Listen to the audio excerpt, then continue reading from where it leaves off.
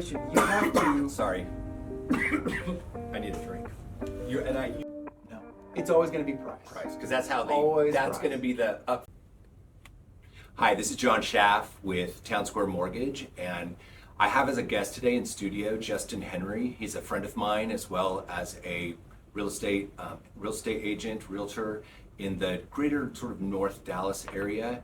He does a lot of business, and I wanted him to kind of introduce himself and just kind of share where he works and what his background is. You bet. Thanks, John. That's right. My name is Justin Henry. I'm the broker and owner of Justin Henry Real Estate Advisors. I got started way back in the day on the 380 corridor up in the Frisco, Little Elm, Aubrey markets, and that's where we are today.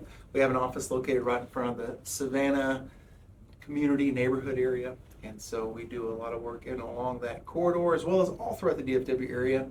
But we do a lot of work, mostly single family houses, a lot of homes that whether it be investor owned or owner occupied, and been doing that for quite some time. I got my real estate license in 2006 and then became a broker in 2011. Awesome. And you know what I really wanted to talk with you about today, Justin, is just something that I noticed in this market. This market has been really difficult. There's been a lot of ups and downs, fluctuations, ever since 2020. We had COVID, and then we had, kind of going into COVID, we had during COVID, rates were low, but inventory was low. And then we saw us, kind of transition out of that. We had a little bit of a almost like a paradise as far as low rates, and people were back to work in 2021. And then right on the heels of that, inflation started. We saw rates go up and whatnot. It's just been a lot going on. And a lot has happened, not only in the real estate market, but in people's families. And I noticed that as I'm talking to my clients. And really, I kind of want to make a theme today of adversity. Like, what is it to overcome adversity? And then specifically, let's talk about real estate as it relates to situations where there's either divorce or death in a family, and how those two things that can be very difficult, very complex issues, need to be managed by somebody who is professional. But let's start with adversity. And Justin, I know that you're an expert when it comes to adversity, as we all kind of have been, but share a little bit of your story and what that means to you. Well, yeah, you bet. Thank you. And so I think every real estate agent, every person has their own bear to cross, cross to bear, their own story and path. Well, for me, I've actually dealt with quite a few things. I had a divorce in 2016, and that was personally very difficult to deal with. We all have our situations within that divorce we have to kind of tackle and handle. And then also in 2019, I had a very traumatic leg injury, ripped about half my leg off. And so didn't know if I was ever going to walk and didn't know if I'd even have this leg to stand on. Wow. And fortunately, after really about 8 or 9 weeks or so, I was able to actually physically get up and start walking almost off crutches. And so, those are two of the highlights, I guess you could say, of the last couple of years. But yeah, I mean, truthfully, when you talk about divorce and certain things that happen to people in their lives that affects real estate, and death, divorce, those are the two biggest things that happen in someone's lives. That's why they either need to buy or sell a house, right? And so, divorce is one of those situations where you kind of have to handle it with a little bit of kid gloves when it comes to real estate, being their agent, right? But also, you have to go in there with authority. You have to show them that you're the true expert in this situation as the real estate agent. So for me, I think that as a real estate professional, you truly have to go in there with kids' gloves, especially when it comes to divorce. When it comes to divorce, and I'll say that I'm actually dealing with one right now that pretty much takes the cake. I think the one I'm dealing with right now, the emotions run so high. And with that, you have to be able to communicate clearly. You have to have a solid knowledge base. You have to know exactly what you're doing, and everyone has to trust you as a real estate expert. And so, specifically with divorce, because there are so much heightened emotions, you have to know and have to communicate so clearly. It's just so important that that communication is done not only with one spouse, but also the other. Would you say, Justin, that there's like sort of the technical aspect, the actual buying and selling and getting the pricing right and the fees and all of that? That's like kind of one aspect, but kind of intertwined into all of that is the emotional aspect, where on one hand you really want to be analytical in your logical side of your brain, and on the other hand you're also, people don't always even think through things necessarily logically, especially in a divorce situation where sometimes they're just acting purely out of emotion. Like, how do you help people so that they do end up with sort of optimizing that situation despite that emotional turmoil? Time. Here's an example. I was laying in bed with my wife, literally about a week and a half ago. We were, in this particular example, I have a client. We were on the market. It's already under contract now, but this home was a $799,000 list price house in a neighborhood where I work. We had to go in there and get it ready for sale because this family had taken care of that house pretty good in terms of, when I say taken care of, I mean hitting the walls, and the dog tore up the carpet pretty good. It needed some TLC. That being said, what we did was we were able to get them out of the property, and we were able to go in there and get the paint on the walls, new carpet on the floors. And once we got that done, there was a blow up in the family, and there was, just a heightened tension situation. And part of our job as a real estate professional is to figure out how we can diffuse that. And one of the things I did was I gave a little bit of time. I did not respond for about 20 hours in that situation. Yeah. And then after that period of time, things cooled down. It became, more of, okay, we know we have a situation we have to deal with. We know we have to deal with this piece of real estate, because although real estate is a great asset, it can also kind of weigh those people down. Right. In these situations where they need to sell this property. They know they need to sell it. So there had to be a clear communication there of like, hey, at this point in time in your lives, the stage and the end goal here is to sell the property. We've done this work to get it right. We've done the work to make sure that you get your best foot forward in the sale. And so just tempering those emotions, whether that be through giving it a little bit of time, giving some emotional support. Yeah, that is just one of those kind of things. And even funny enough, my wife overheard me talking to this wife that was getting divorced, and I was just telling her, look, we're just going to take it one day at a time. We're not going to become, we're not going to do 3 steps at once. We're going to do it. I'm going to tell you exactly what to do at every step of the way. And my wife was like, why don't you talk to me like that? You're so kind and sweet. You're always a jerk to me. But no, probably. That being said, there's just some things you do have to do in that particular situation a little bit more than just the traditional, hey, here's a price, we're going to market it, it's going to be fine, and then you walk on down the road. But in divorce situations, you just have to show yourself as the expert, because they are going to lean on you more than typical. Okay.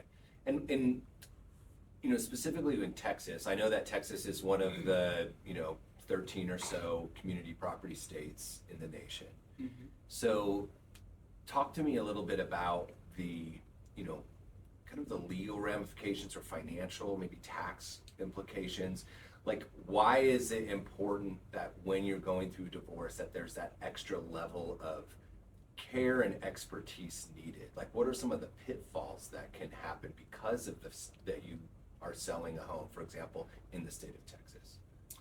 Well, it depends on where you're coming from, and I guess based on where your question is and your angle. If you're talking from a realtor's perspective, you want to make dang sure that both parties involved know exactly what's happening on the property. They've seen the list price. They know that's going to be sold. They know the sale price. They know every single step in that process. Because if you're relying on one party to tell the other in that situation, might not happen, right? It just might not happen. Well, like for example, one spouse can't decide, I'm getting a divorce, I'm going to put this house up for sale, if the other spouse wants to, let's say, keep the house, Sure. like sometimes they do. So how do you navigate that? Like, is that where you get lawyers involved, or is that something that you just help walk them through? Yeah, I would say in that initial consultation, I sit down with whatever spouse I'm sitting down with, and I'll just say, hey, look, we'll go through the regular, 30-minute consultation. We'll walk the house. We'll sit down. We'll talk a little bit of marketing stuff, talk a little bit about me, talk about the price, and then we'll get into, hey, so does your spouse know you're doing this? Do we know exactly where things stand? And sometimes they'll say yes or no. At the end of the day, I still have to have their contact. I need to kind of review this with them as well, make sure everybody's on board, that kind of thing. And I'll just say that in many cases, they may not have the same stance as the other party. And so we kind of have to go back to the drawing board. Okay, do you want to try to take over this property? What do you want to do? And one of the big things right now that I'm dealing with is because interest rates are so high, some clients are saying, hey, I'd like to try to secure and keep the property. Can I do something? Well, one of the great options right now is an assumption. You can actually assume the note and not have to refinance, because obviously typical in a divorce situation is one party will just refinance out and take over the note from the other, from the community property situation. Today, you can actually do it where it's an assumption if the other party can in fact release the amount of equity needed, because there's probably a lot of equity in these homes right now. Sure. And so if there is enough equity that the whatever party can just give them cash or whatever out of 401k, whatever it is, to secure that property and keep it and keep the current loan too. Yeah, That's a pretty big deal. We have, certainly in this state, we have what's called an OLT lien or OLT lien, depending on how you pronounce it. Not about a bird, but an OLT lien does allow one spouse to do a refinance, even if you Right. did a refinance. And I know you're talking about assumption for loans for which you can assume. And there's also sometimes terms that you can work out with the loan servicer where it's a loan modification.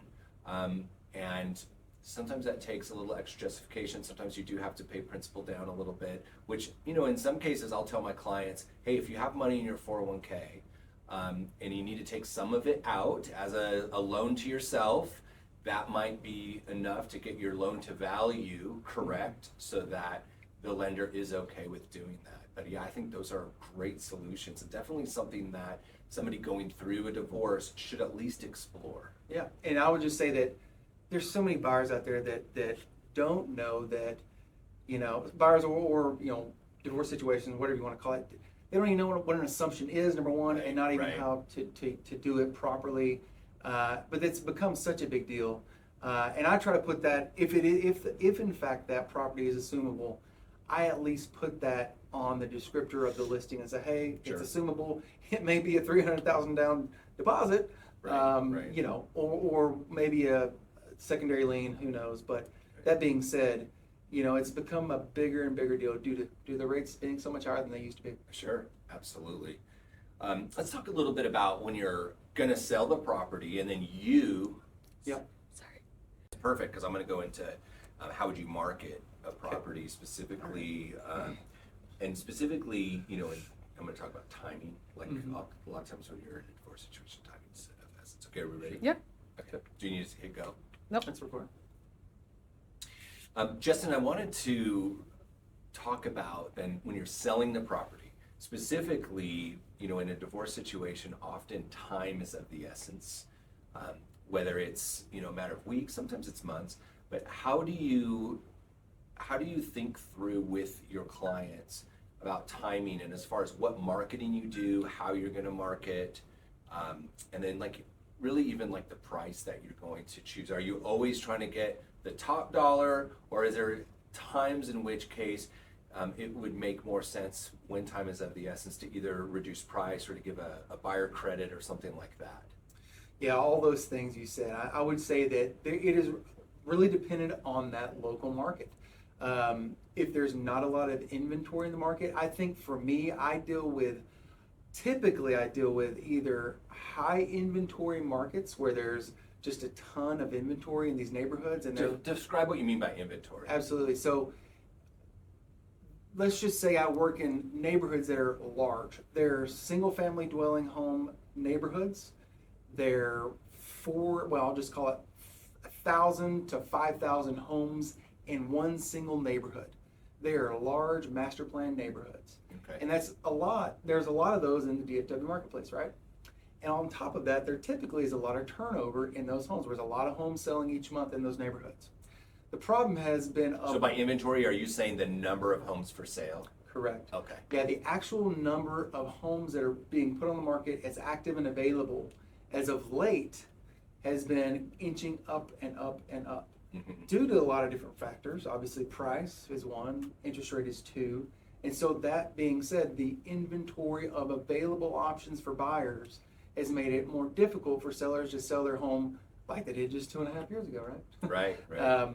So that makes it more difficult. And so yes, that hard conversation has to be had with those people looking to divorce and saying, hey, we know you want to sell and for a great price, and unless those factors line up where it's just a high demand property, we're going to need to put ourselves in a position with our best foot forward, and we are going to look at obviously what's active and available, whether it's our competition of other homes on the market, because we got to beat out those homes.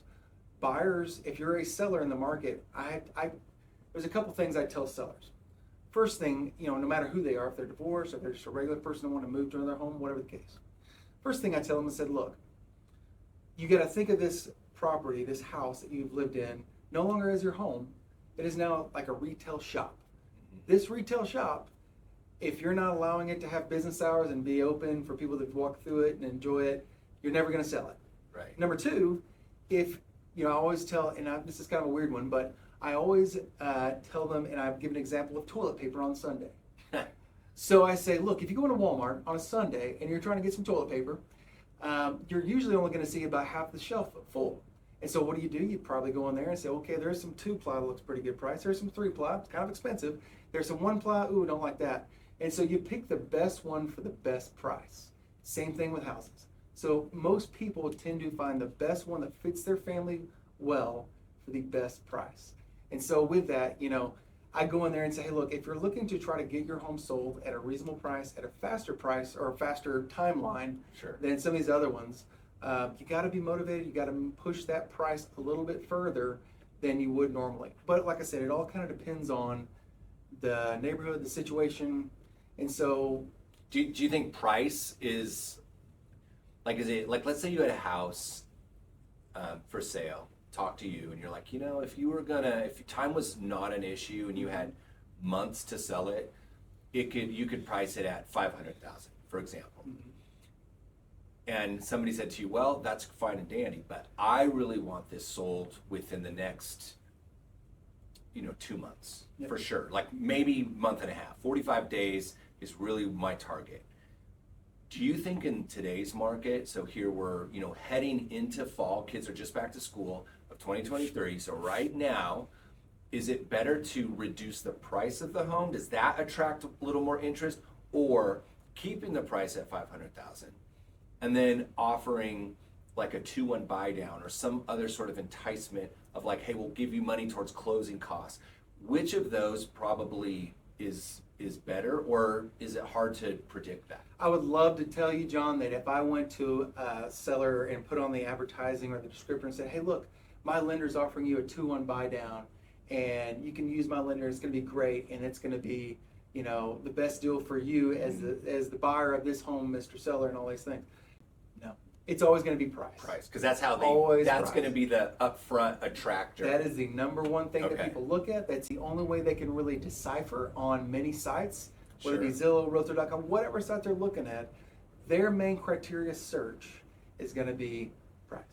That makes a lot of sense, because think about somebody, looking at Realtor.com or Zillow or Redfin, they're going to type in a price range. And so in the case that I was just saying, for $500,000, if the seller was willing to sell it for $480,000, mm-hmm. but they put $500,000, somebody might, they're going to see that $500,000. They're not even going to read the notes. They're just going to go, hey, my search is only up to $480,000 or only up to, I really want to be at $475,000. I'll go up to $480,000 and they'll see the house. But if they don't do that, they're going to not even be shown that house, mm-hmm. right? I have a really fancy pizza slice chart I use whenever I go on my listing appointments. Mm-hmm. And that pizza slice chart shows the number of homes that are $1 million. And as 100,000 or whatever you call it, 100,000, you come down that chart, shows you a number of buyers that can afford that house. And so I explained to them, I said, hey, look, there's a lot less homes in America that are worth $1 million that are worth than call it 200,000, right? Right.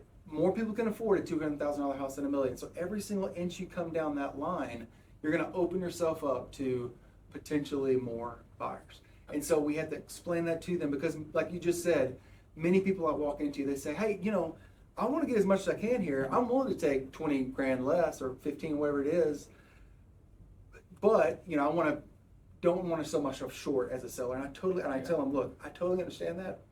But, then I have to kind of go into whether it be some comps or analysis, but also tell them, hey, you're gonna sell yourself short because the people you ultimately will buy your house, they're not seeing it. They're just not seeing it. Yeah. Okay. Yeah. And I can speak from personal experience too. I went through a divorce, and it was a long process, and sold a house during that process. And I can say, even just from personal experience, as well as many of my clients, that going through that process, the more that you can really look at it as a business decision and just take some of the emotional stuff and put it on the shelf, which is extremely difficult to do. But if that can be done, and you can sit down, with you, Justin, let's say, and really work out, okay, what is the best price so that we can make the most amount of money in the amount of time that we have, that it's really going to be a win-win at that point. Since a lot of times when you sell that house, it means you're retiring a debt, because most of these homes have mortgages, and then you're going to have as much left over, and whatever's left over is going to get split to some degree anyway, and that split then forms the down payment often for the next living situation, whether or not you're going to rent and use that money to rent for a while, or to move into buy another property. And would you say, Justin, that a lot of your clients that do sell in that type of situation with a divorce, that they want to immediately buy another home as quickly as possible afterwards? No, it is very rare that they end up buying right away. I'll give you a personal example of you went through yours, and this is... Yeah, and I rented right after. Yeah, it took me a couple years before And I I'll bought. just say that I probably would not have rented, but I had another house. So I'll just tell you a little bit about the story for me. I was fortunate when I got divorced, I didn't have kids. We purchased a home in 2012, and we sold it, through divorce in 2016. But in that situation, I was a realtor. I knew the price. I knew everything, right? Right. I will tell you, though, just goes to show you why you still want a realtor involved. I still called, because where I lived, I was not the local top expert. I did not sell primarily in that market. There was like this little neighborhood we lived in Hickory Creek. There was maybe 350 homes that were developed in this neighborhood. Right. There was one little lady, a little Remax agent. She literally lived there since it was developed in the mid 90s. And she sold like every other house in that neighborhood. So I called her, I said, hey, look, this is what I'm thinking, price wise. So even I, as a realtor wanted to have someone else say, hey, you're doing right by what you're doing.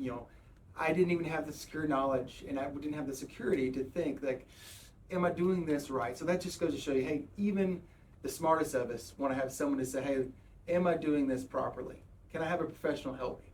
So that's number one. Number two, I had a house that I was renting out in Little Elm. The tenants were actually moving out right around the same time that I was moving out, and so I just moved into that house. Okay, that allows. So it worked out. Okay.